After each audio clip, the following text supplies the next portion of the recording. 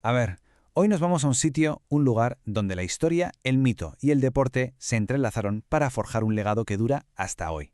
Nos vamos nada más y nada menos que al corazón de la antigua Grecia, a Olimpia, justo ahí, donde nacieron los juegos más famosos del mundo. Y ojo, que esto no es una frase bonita y ya está. No, no. Es que esta es la mismísima esencia de Olimpia. Pensemos un segundo en lo que significa. Un lugar con un poder sagrado tan inmenso que era capaz de imponer la paz en un mundo que estaba literalmente siempre en guerra. Es que era mucho más que una simple competición deportiva. Era de verdad uno de los pilares de toda la civilización griega. Bueno, pues este va a ser nuestro recorrido de hoy. Vamos a ver 4 puntos clave. Primero, el origen, una mezcla de mitos y sangre. Después, nos meteremos en la arquitectura para ver ese poder hecho piedra.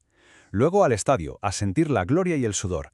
Y para terminar, hablaremos de su legado, de cómo pasó de la tregua sagrada al olvido. ¿Listos? Pues vamos allá. Venga pues, empezamos por el principio de todo. A ver, el Altis, que era el bosque sagrado de Olimpia, no se eligió al azar ni mucho menos. La historia que contaban los griegos es que fue un lugar elegido por los propios dioses, pero al mismo tiempo también fue un lugar manchado, ¿no? Por la ambición, por las triquiñuelas de los mortales. Y esto es súper interesante, porque lo que vemos aquí es como una doble fundación. Por un lado, tenemos la historia divina, la del orden cósmico. Zeus derrota a su padre Cronos y ¡zas! Establece los juegos para celebrar su victoria, poder divino en estado puro. Pero por otro lado, tenemos la versión humana, que es mucho más, más oscura, más terrenal. La historia de Pélope, un héroe que gana con trampas, con traición de por medio. Es que esta dualidad, esta tensión entre lo más sagrado y lo más brutalmente humano, exactamente eso, es el ADN de Olimpia. Venga, cambiemos de tercio. Ahora toca ponerse, digamos, el casco de arquitecto. Porque el santuario, el Altis, no se construyó en 2 días, claro. Fue un proyecto que duró siglos. Y lo bueno es que eso nos permite ver, casi como si fuera un libro abierto, toda la evolución del arte griego tallada directamente en la piedra. Y empezamos con una joya, el templo de Hera, que es de allá por el 600 a.C. Lo más alucinante de este templo es que al principio sus columnas eran de madera. Imagínate. ¿Y qué pasaba? Pues que con el tiempo se iban pudriendo, y a medida que una columna de madera se estropeaba, la sustituían por una de piedra. Pero claro, cada una con el estilo de su momento. El resultado es increíble. El propio templo se convirtió en una especie de museo vivo de la arquitectura, donde podías ver la evolución del estilo arcaico al clásico, columna a columna. Pero si el de Hera era una joya, ahora vamos con la joya de la corona, el templo de Zeus. Esto ya son palabras mayores. Es la obra maestra de un arquitecto llamado Libón de Elis, y fue el templo que básicamente definió para siempre lo que era el orden dórico perfecto. Una proporción clavada, 6 columnas al frente, 13 en los lados. Y un truco genial, estaba hecho de piedra caliza de la zona, pero lo cubrieron con un estuco blanco que lo hacía parecer de mármol puro. Imagínate cómo tenía que brillar eso bajo el sol de Grecia.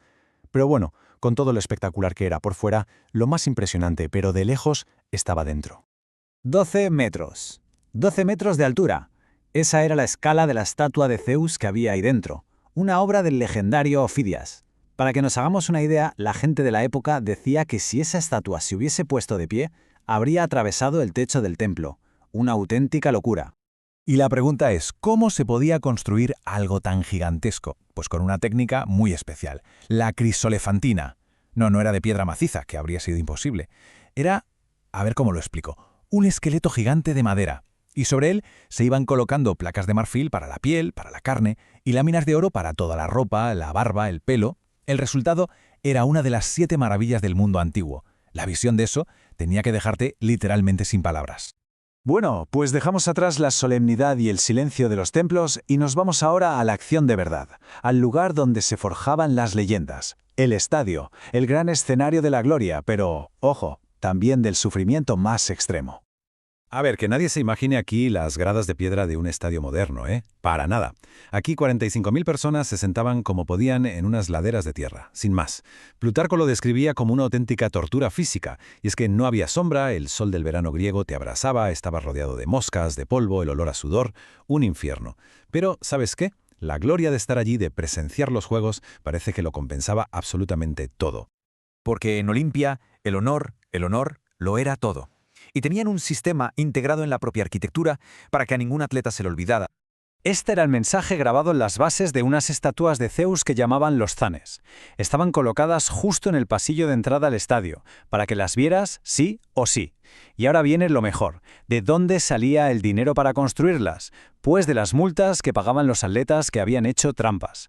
Su nombre, el de su padre y el de su ciudad quedaban grabados ahí, en la base, para su vergüenza eterna. Era una advertencia brutalmente clara justo antes de salir a competir. Y es que la competición era salvaje. Pensemos en el pancracio, una mezcla de boxeo y lucha donde prácticamente todo babía. Solo estaba prohibido morder y meter los dedos en los ojos. Casi nada.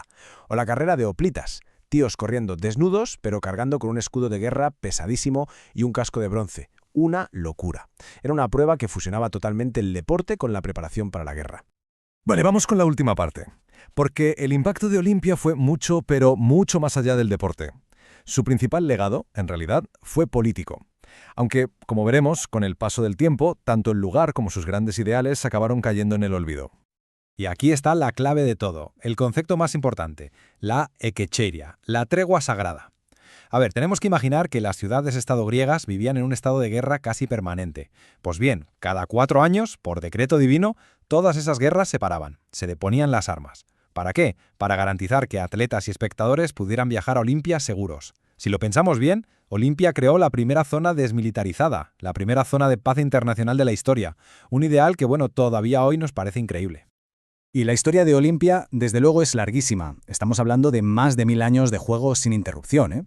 Desde su inicio oficial, allá por el 776 a.C., hasta que el emperador romano Teodosio los prohibió, por considerarlos, claro, un rito pagano. Y después de eso, el silencio. El lugar fue abandonado, terremotos e inundaciones lo enterraron y la propia naturaleza lo protegió durante siglos. Hasta que, ya en el siglo XIX, los arqueólogos lo rescataron del olvido y lo devolvieron a la luz. Y para ir terminando, os voy a contar 3 curiosidades que a mí me parecen fascinantes. La primera, las mujeres casadas tenían terminantemente prohibido entrar al recinto. Y no era broma, la pena era la muerte.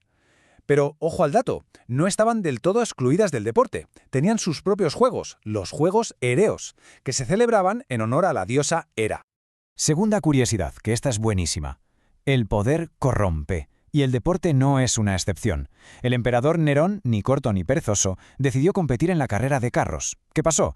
Que se cayó de forma bastante aparatosa, además. Ni siquiera terminó la carrera. Y, a pesar de todo, fue declarado ganador. Lógicamente, nadie tuvo el valor de decirle que no al emperador. Y la tercera, que es un detalle que a mí me encanta.